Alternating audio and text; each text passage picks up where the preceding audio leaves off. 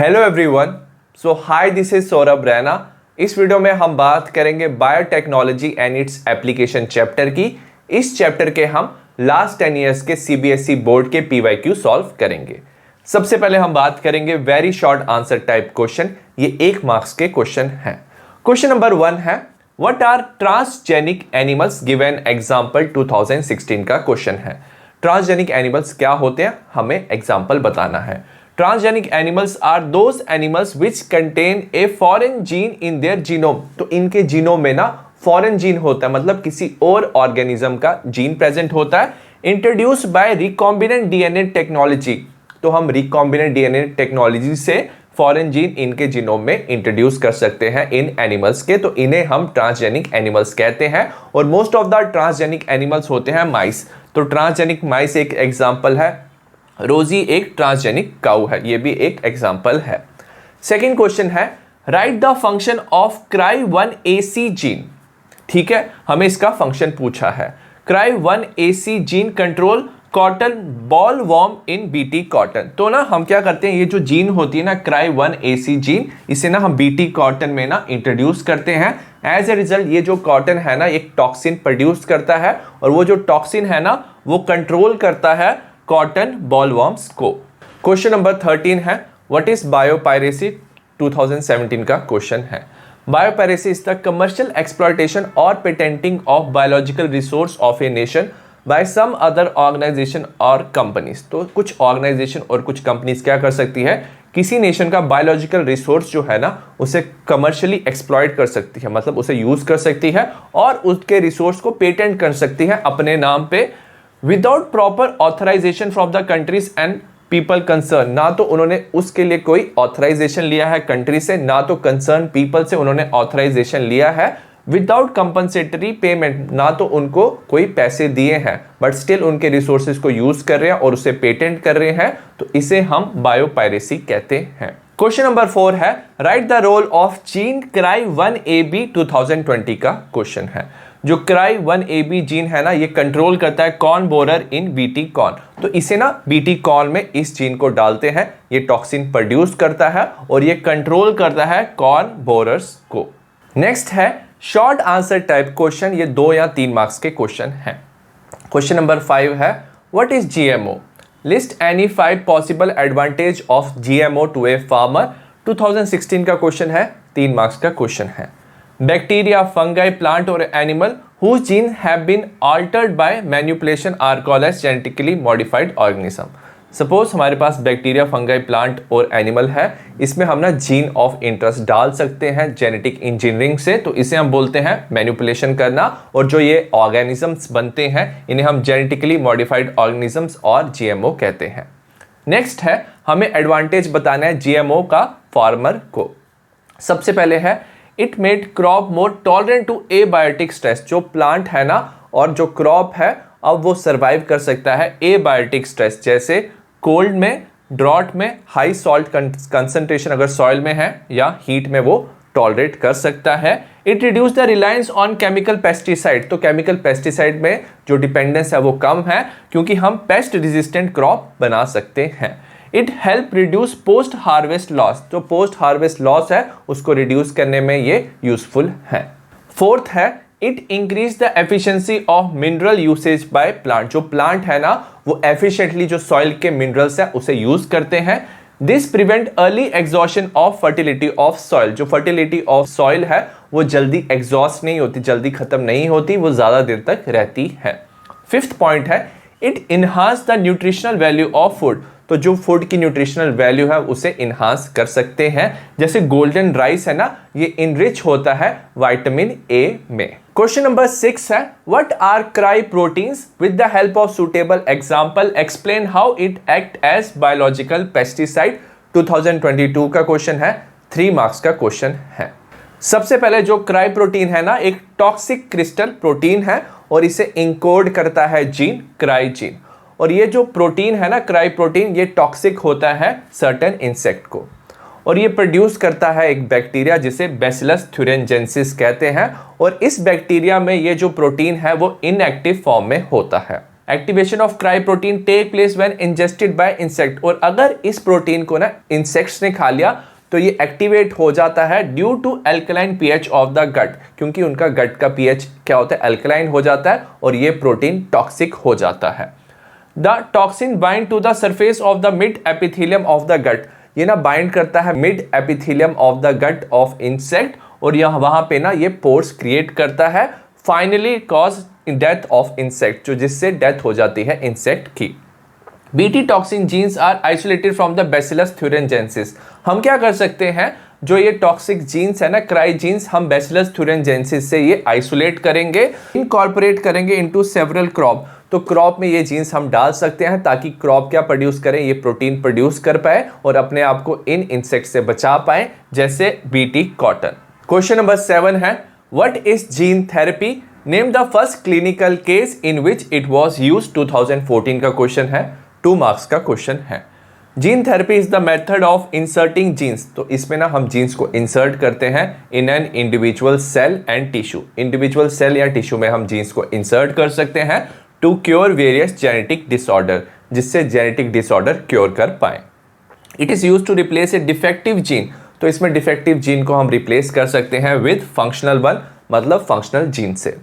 The first gene therapy was given in 1990, तो first gene therapy 1990 में दिया गया था to a 4-year old girl with adenosine deaminase deficiency, तो ना उस गर्ल को ना इंजाइम की डेफिशिएंसी थी, एडिनोसिन डीएमिनेस डेफिशिएंसी, इसे ADA डेफिशिएंसी भी कहते हैं, तो इसे फर्स्ट जीन थेरेपी दिया था। क्वेश्चन नंबर 8 का ए पार्ट है, write the scientific name of the nematode that इन्फेस्ट the tobacco plant and the part that is इन्फेस्ट, 2023 का क्वेश्चन है, 3 मार्क्स का क्वेश्चन है। जो निमाटोड है इसका नाम है मेलोडोगाइन इनकॉग्निटा और ये इन्फेस्ट करता है root of tobacco plant. 8th का बी पार्ट है, how is agrobacterium used to protect tobacco plant from this attack, using agrobacterium vector nematode specific genes were introduce in the host plant, तो जो host plant है ना tobacco के plant में, हम nematode specific jeans उसमें introduce कर सकते हैं यूजिंग एग्रोबैक्टीरियम वेक्टर। अब ये जो जीन्स है ना वो प्रोड्यूस करते हैं sense and antisense RNA in the host cell, तो 2 आरएनए प्रोड्यूस करते हैं, दोनों कॉम्प्लीमेंट्री होते हैं, एक को हम सेंस कहते हैं और दूसरे को हम एंटीसेंस कहते हैं। द 2 RNA बीइंग कॉम्प्लीमेंट्री, तो दोनों कॉम्प्लीमेंट्री हैं ईच अदर से, so they form a double standard RNA, तो वो dsRNA बनाते हैं, और यही जो डबल स्टैंडर्ड RNA है ना वो इनिशिएट करता है iRNA which is called as RNA interference. अगर जो निमाटोड है ना वो क्या करेगा, टोबैको प्लांट को खाएगा, उसकी रूट्स को खाएगा, तो डबल स्टैंडर्ड RNA ना निमाटोड में चला जाता है।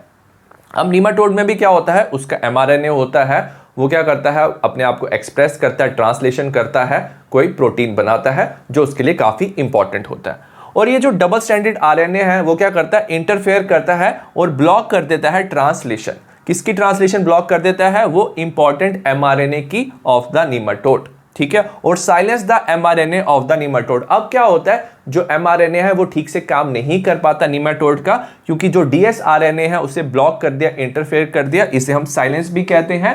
एज ए रिजल्ट वो पर्टिकुलर प्रोटीन नहीं बना पाएगा निमाटोड जो उसके लिए इंपॉर्टेंट है, और एज ए रिजल्ट वो सर्वाइव नहीं करेगा। The parasite could not survive in the transgenic plant, तो निमाटोड सर्वाइव नहीं करेगा ट्रांसजेनिक प्लांट में, सो दैट्स वाई हम एग्रोबैक्टीरियम यूज करके प्रोटेक्ट कर सकते हैं टोबैको प्लांट को। क्वेश्चन नंबर 9 है, insulin in the human body is secreted by pancreas as pro hormone / pro insulin, the schematic polypeptide structure of pro insulin is given below. हमें pro insulin का structure दिया, ABC polypeptide की chain है। इसमें 3 question है। A part है, state the change the pro insulin undergo at the time of its processing to become functional, 2020 का question है, 3 मार्क्स का क्वेश्चन है। तो जो प्रो इंसुलिन होता है ना ये फंक्शनल नहीं होता है, तो इसे हमें क्या करना पड़ता है, इसे फंक्शनल बनाना होता है। तो proinsulin has 3 polypeptide chain A, B and C 3 chain होती है, which need to be process, तो इसे प्रोसेस करते हैं before it become fully mature and functional insulin, ताकि ये मैच्योर और फंक्शनल इंसुलिन बने। तो इसकी प्रोसेसिंग में क्या होता है, जो C पॉलीपेप्टाइड चेन है ना वो रिमूव होता है ड्यूरिंग मैच्योरेशन ऑफ इंसुलिन, तो मैच्योरेशन के टाइम पे C जो पॉलीपेप्टाइड है इसे रिमूव करते हैं, और जो बाकी 2 पॉलीपेप्टाइड चेन है A and B, जो A and B है वो ज्वाइन करते हैं by disulphide bond, disulphide bond से ज्वाइन करते हैं और ये प्रेजेंट होते हैं मैच्योर इंसुलिन में। 9th का बी पार्ट है, name the technique the American company ally lily use for commercial production of human insulin. तो कमर्शियल प्रोडक्शन के लिए अमेरिकन कंपनी ने यूज किया था रिकॉम्बिनेंट डीएनए टेक्नोलॉजी को। सी पार्ट है, how are the two polypeptides of a functional insulin chemically held together.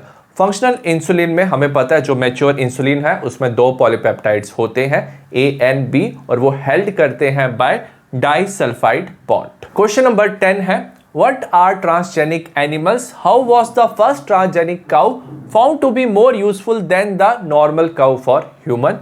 2020 का question है, 2 मार्क्स का क्वेश्चन है। ट्रांसजेनिक एनिमल्स वो एनिमल्स होते हैं जिसमें ना फॉरेन जीन प्रेजेंट होता है उनके जीनोम में, ठीक है। तो कोई ऑर्गेनिज्म का जीन जो है उनके जीनोम में प्रेजेंट होता है और इसे हम इंट्रोड्यूस कर सकते हैं डीएनए रिकॉम्बिनेंट टेक्नोलॉजी से। सेकेंड क्वेश्चन है, How was the first transgenic cow found to be more useful than the normal cow for human? जो फर्स्ट ट्रांसजेनिक काउ थी उसका नाम था रोजी। प्रोड्यूस्ड ह्यूमन प्रोटीन इन रिच मिल्क, जो ह्यूमन मदर के मिल्क में प्रोटीन होता है वही प्रोटीन रोजी प्रोड्यूस करती थी मिल्क में, ठीक है। और उस प्रोटीन का नाम था alpha lactalbumin. The milk contain the human alpha lactalbumin, ये प्रोटीन प्रेजेंट था। So this milk is nutritionally more balance, जो मिल्क रोजी प्रोड्यूस करती थी वो ज्यादा बैलेंस था for human babies than the natural cow milk. Question number 11 है, explain how recombinant DNA technology is used to detect a disease even before clinical symptom appear. तो recombinant DNA technology से हम disease को detect कर सकते हैं before clinical symptoms appear. 2023 का question है, 2 मार्क्स का क्वेश्चन है। सबसे पहले हम क्या करते हैं, हम सिंगल स्ट्रैंडेड डीएनए या आरएनए लेते हैं tagged with radio active molecule, उसके साथ रेडियो एक्टिव मॉलिक्यूल जोड़ देते हैं तो उसे हम प्रोब कहते हैं। It is allowed to hybridise इस complementary DNA in a clone of cell. So हमारे पास ना एक क्लोन ऑफ सेल है जिसमें हम क्या करना चाहते हैं, चेक करना चाहते हैं कि डिजीज है या नहीं है। तो ये जो रेडियो एक्टिव प्रोब है ना वो इसके सेल के क्लोन ऑफ सेल के ये क्या होता है, कॉम्प्लीमेंट्री होता है। तो वो क्या करेगा, इसके डीएनए के साथ ये प्रोब जुड़ जाएगा। उसके बाद हम इसे डिटेक्ट कर सकते हैं यूजिंग ऑटो रेडियोग्राफी, मतलब एक्सरे से हम डिटेक्ट कर सकते हैं प्रोब को। The clone having the mutated gene, अगर क्लोन ऑफ सेल में ना म्यूटेटेड जीन प्रेजेंट है will not appear on the photographic film. तो ऑटो रेडियोग्राफिक के बाद वो जो क्लोन है वो अपीयर नहीं होगा फोटोग्राफिक फिल्म में, because the probe will not have complementary with the mutated gene. क्योंकि जो प्रोब था ना वो नॉर्मल जीन के लिए कॉम्प्लीमेंट्री था, तो नॉर्मल जीन्स के साथ वो जुड़ सकता था। बट अगर म्यूटेशन हो चुका है ना जीन्स के साथ तो ये प्रोब जुड़ेगा नहीं, एज ए रिजल्ट वो अपीयर नहीं होगा। और वो अगर अपीयर नहीं हो रहा है तो इसका मतलब है कि उस सेल में म्यूटेशन या डिजीज है। क्वेश्चन नंबर 12 है, why has the Indian government set up organisation named GEAC, give any 2 reason. 2019 का क्वेश्चन है, 2 मार्क्स का क्वेश्चन है। जेनेटिक मॉडिफिकेशन ऑफ ऑर्गेनिज्म ना एनिमल्स के लिए हार्मफुल हो सकता है, साथ में इकोलॉजी के लिए ये काफी अनप्रिडिक्टेबल होता है। तो उसे कंट्रोल करने के लिए गवर्नमेंट ने GEAC बनाया, जिसे जेनेटिक इंजीनियरिंग अप्रूव्ड कमेटी कहते हैं। इसके 2 रीजन है, it will make decision regarding the validity of GM research, जो साइंटिस्ट रिसर्च कर रहे हैं कि वो वैलिड है या नहीं है वो अप्रूव करेंगे। It is also for the safety of introducing GM organism for public service. तो पब्लिक में अगर आप जेनेटिकली मॉडिफाइड ऑर्गेनिज्म इंट्रोड्यूस कर रहे हो वो सेफ है या नहीं है, तो इसे भी ये कंट्रोल करते हैं। क्वेश्चन नंबर 13 है, on spraying Bacillus thuringiensis on an infected cotton crop field. हम कॉटन क्रॉप फील्ड में ना स्प्रे करते हैं बैसिलस थुरिनजेंसिस बैक्टीरिया। अब ये जो बैक्टीरिया है ना ये ना एक टॉक्सिन प्रोड्यूस करता है, the pest are killed by the toxin, वो पेस्ट को मार देता है। However, the toxin although produced by the bacteria, bacteria toxin produce करता है, does not affect it, but ये टॉक्सिन बैक्टीरिया को अफेक्ट नहीं करता। Explain giving reason. 2023 का क्वेश्चन है, 3 मार्क्स का क्वेश्चन है। सबसे पहले जो बैसिलस थुरिनजेंसिस है ये प्रोड्यूस करता है protein that kill certain insect. तो ये टॉक्सिन प्रोड्यूस करता है, जो प्रोटीन होता है वो इंसेक्ट को किल करता है। This toxin does not kill the bacteria, but ये टॉक्सिन बैक्टीरिया को किल नहीं करता, because it exist as an inactive protoxin in them. तो ये इनएक्टिव फॉर्म में रहता है, इसे हम प्रोटॉक्सिन कहते हैं। But once an insect ingested, but जैसे ना इंसेक्ट ना इस प्रोटीन को क्या कर लेते हैं, इंजेस्ट कर लेते हैं, इस प्रोटॉक्सिन को इंजेस्ट कर लेते हैं, it is converted into an active form, तो ये एक्टिव फॉर्म ऑफ टॉक्सिन में कन्वर्ट हो जाता है due to the alkaline pH of alimentary canal. Insect का जो एलिमेंट्री कैनाल है ना उसका पीएच होता है अल्कलाइन, और ये जो प्रोटॉक्सिन है ये टॉक्सिन की फॉर्म में कन्वर्ट हो जाता है और ये किल कर देता है पेस्ट को। क्वेश्चन नंबर 14 का ए पार्ट है, mention the cause of ADA deficiency in human. 2020 का क्वेश्चन है, 3 मार्क्स का क्वेश्चन है। जो एडीए होता है इसका नाम होता है एडिनोसिन डीएमिनेस, ये एक एंजाइम होता है और ह्यूमन में इसकी डेफिशिएंसी हो सकती है। डेफिशिएंसी होती है due to the deletion of the gene, अगर इसकी जीन डिलीट हो जाए ह्यूमन में for adenosine deaminase enzyme in human, so as a result ये बॉडी में नहीं बनता है। बी पार्ट है, how is gene therapy carried out to treat the patient suffering from this disease. तो पेशेंट जो सफर कर रहा है ना उसके ट्रीटमेंट में हम जीन थेरेपी लेते हैं। इन जीन थेरेपी में हम क्या करते हैं, lymphocytes from the blood of the patient, हम ब्लड ऑफ द पेशेंट से ना लिम्फोसाइट्स लेते हैं और उसे हम ग्रो करते हैं culture medium outside the body. A functional ADA cDNA using a retroviral vector is then introduced in this lymphocyte। तो इन lymphocyte में ना हम ADA cDNA ना इसमें हम डालते हैं, कैसे डालते हैं, यूजिंग ए रिट्रोवायरल वेक्टर, रिट्रोवायरस से इनमें हम ये DNA डालते हैं। अब इस DNA में ना ADA के जीन्स होते हैं, सो एज ए रिजल्ट ये lymphocyte ADA एंजाइम अब प्रोड्यूस कर सकता है which are subsequently return to the patient, फिर इन lymphocyte को हम पेशेंट को रिटर्न कर लेते हैं। अब जो ये लिम्फोसाइट है ना, याद रखना इनकी ना पर्टिकुलर एज होती है, आफ्टर सर्टेन टाइम ये क्या हो जाते हैं, they will die. So as a result क्या होता है, पीरियोडिक हमें क्या चाहिए, लिम्फोसाइट चाहिए। The patient require a periodic infusion of such genetically engineer lymphocyte, तो पेशेंट को टाइम पे क्या चाहिए, पीरियोडिक इन्फ्यूजन चाहिए जेनेटिक इंजीनियर लिम्फोसाइट्स की। 14th का सी पार्ट है, state the possibility of a permanent cure of this disease. Permanent cure कैसे हो सकता है, if the gene isolate from bone marrow cell, तो अगर बोन मैरो सेल से ना हमने जीन आइसोलेट किया है और वो जो जीन है वो प्रोड्यूस कर सकता है एडीए, और इस जीन को हम इंट्रोड्यूस करेंगे into cell at the early embryonic stage, तो अगर अर्ली एम्ब्रियोनिक स्टेज में उन जीन को ट्रांसफर कर पाए, सो एज ए रिजल्ट ये क्या हो सकता है, एक परमानेंट क्योर हो सकता है इस डिजीज का। क्वेश्चन नंबर 15 है, How did an American company Eli Lilly use the knowledge of recombinant DNA technology to produce human insulin? 2015 का क्वेश्चन है, 3 मार्क्स का क्वेश्चन है। In 1983, Eli Lilly and American company prepared, उन्होंने ना 2 DNA sequence को prepare किया corresponding to A and B chain of human insulin। तो human insulin में ना 2 पॉलीपेप्टाइड का चेन होता है, चेन A and B, तो इसके corresponding इन्होंने 2 DNA सीक्वेंस बनाया। Introduce them in the plasmid of E coli, तो कुछ ई कोलाई के प्लाज्मिड में इन्होंने क्या किया, सपोज ए पॉलीपेप्टाइड है उसका डीएनए सीक्वेंस डाला और कुछ ई कोलाई में उन्होंने जो बी चेन बनता है उसका डीएनए सीक्वेंस डाला, एज ए रिजल्ट इंसुलिन का चेन इन्होंने प्रोड्यूस किया। Chain A and B were produce separately, क्योंकि डिफरेंट ई कोलाई के प्लाज्मिड में इन्होंने क्या डाला था, ये डीएनए डाला था, तो दोनों चेन क्या होगी, प्रोड्यूस होगी सेपरेटली। उसको एक्सट्रैक्ट किया और बाद में इन दोनों को कंबाइन किया। कंबाइन करने के लिए इन्होंने डाइसल्फाइड का बॉन्ड बनाया, as a result human insulin बन गया। क्वेश्चन नंबर 16 है, how have transgenic animals prove to be beneficial in. A part है production of biological product, B part है केमिकल सेफ्टी टेस्टिंग। 2014 का क्वेश्चन है, 2 मार्क्स का क्वेश्चन है। तो ट्रांसजेनिक एनिमल्स ना हेल्प करते हैं production of biological product.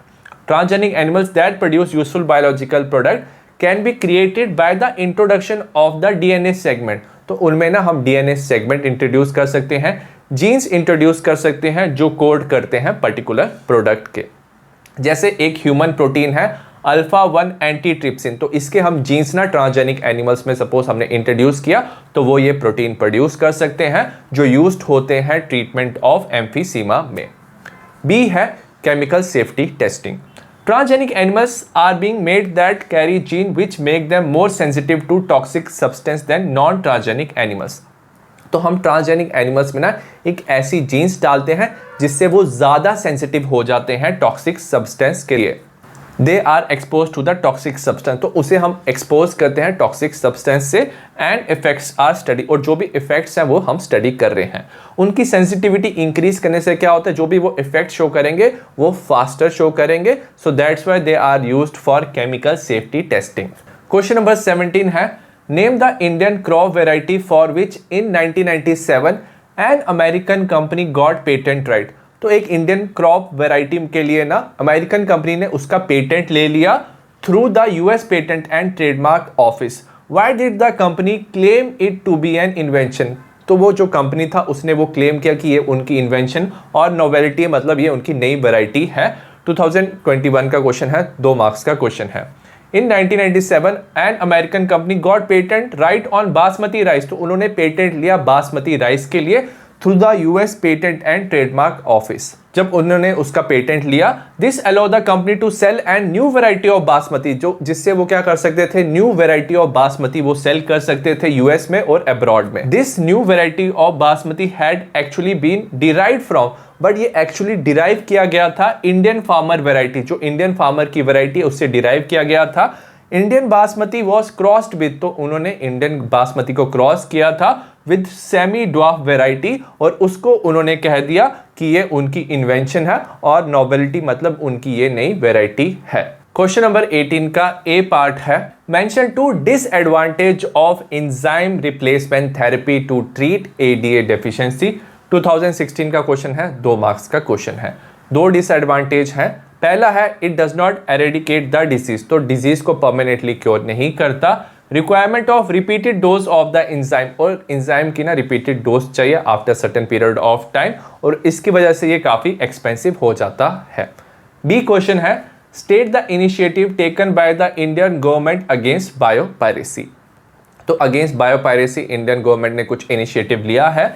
Indian government has recently pass the second amendment of the, उन्होंने सेकंड अमेंडमेंट पास किया है इंडियन पेटेंट बिल का, that consider issue related to the patent term. तो उसमें consider किए हैं जो भी इशू है related to patent term, emergency provision, उस रिसर्च एंड डेवलपमेंट इनिशिएटिव, तो ये सारी चीज़ों को इन्होंने इंक्लूड किया है इंडियन पेटेंट बिल के सेकंड अमेंडमेंट में। आई होप आपको इस चैप्टर के इंपॉर्टेंट क्वेश्चन समझ आए हो। सिमिलर टाइप ऑफ क्वेश्चन आपको बाकी चैप्टर्स के मिल जाएंगे, डिस्क्रिप्शन में लिंक मिल जाएगा। तो see you in next video, bye.